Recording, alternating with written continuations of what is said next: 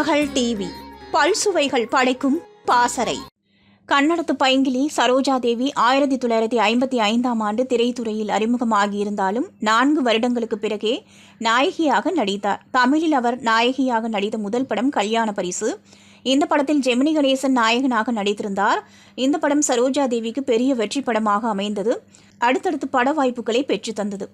தொடர்ந்து சிவாஜியுடன் இரும்புத்திரை படத்தில் நடித்த சரோஜா தேவி எம்ஜிஆருடன் நாடோடி மன்னன் என்ற படத்தில் நடித்திருந்தார்.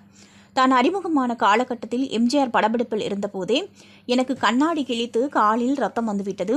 அதை சொன்னால் ஏதாவது சொல்வார்கள் என்று நான் யாரிடமும் சொல்லவில்லை. ஆனால் எம்ஜிஆர் அதை பார்த்துவிட்டார்.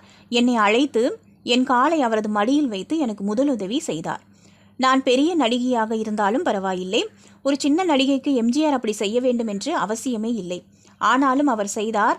அதன் பிறகு அவரது படங்களில் எனக்கு வாய்ப்புகள் கொடுத்தார்.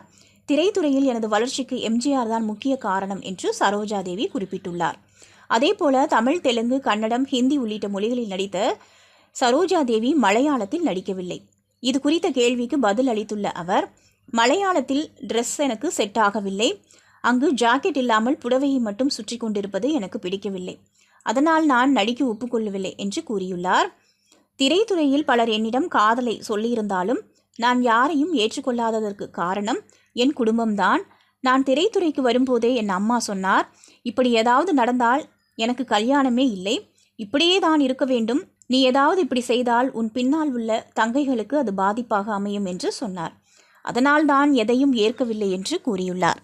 திருமகள் டிவியை லைக் செய்து உங்கள் நண்பர்களுக்கும் ஷேர் செய்வதுடன் சப்ஸ்கிரைப் செய்து ஆதரவு தாருங்கள்.